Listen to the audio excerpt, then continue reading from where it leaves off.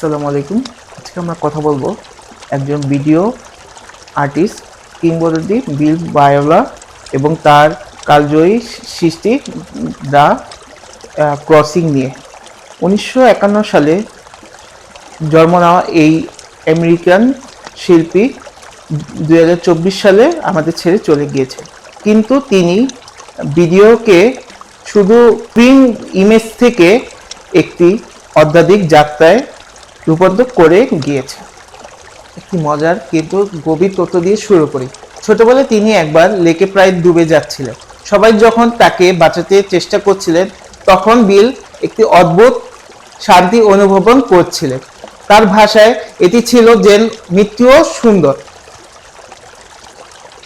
এই অভিজ্ঞতা এবং তার জেন বৌদ্ধ শিক্ষা তাকে শিখিয়েছিলেন যে আর্ট হলো আমাদের ভিতরের ঘুমন্ত আত্মাকে জাগ্রত করার মাধ্যম।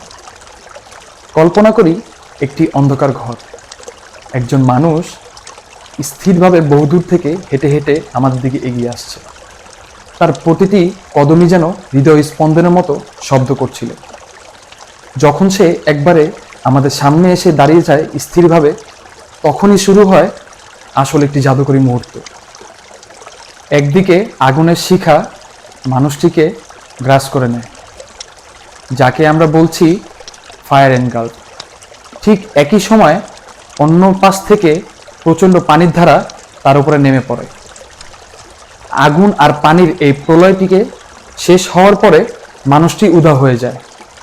চারপাশে নেমে আসে নীরবতা। শিল্পী বিল ভায়োলা এখানে বোঝাতে চেয়েছেন ধ্বংসর পরে নতুন কিছু সৃষ্টি করা সম্ভব। আর্টিস্ট বিল ভায়োলা তার আর্ট দ্য ক্রসিং এর মাধ্যমে আমাদের এক চরম সত্যের মুখোমুখি করেন, যেমন জীবনই একটি চক্র। তিনি বিশ্বাস করেন ধ্বংস ছাড়া নতুন কোনো শুরু সম্ভব নয়। এখানে আগুন আর পানি কেবল প্রকৃতি নয়, বরং রূপান্তরের দুটি শক্তিশালী রূপক। এখন যদি ভিডিও আর্টের ঘটে যাওয়া কিছু কথা বলি, যে শুরুতে যখন লোকটি হেঁটে আসছিল, সেটা আমাদের জীবনের অনিশ্চিত পথ চলা।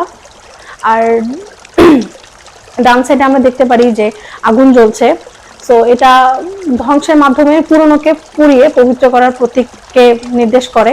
আর বাম সাইডে যে আমরা দেখছি যে উপর থেকে পানি পড়ছে ধীরে ধীরে, একদম স্লো মোশনে, এটি শান্তি আর পুনর্জন্মের প্রতীক।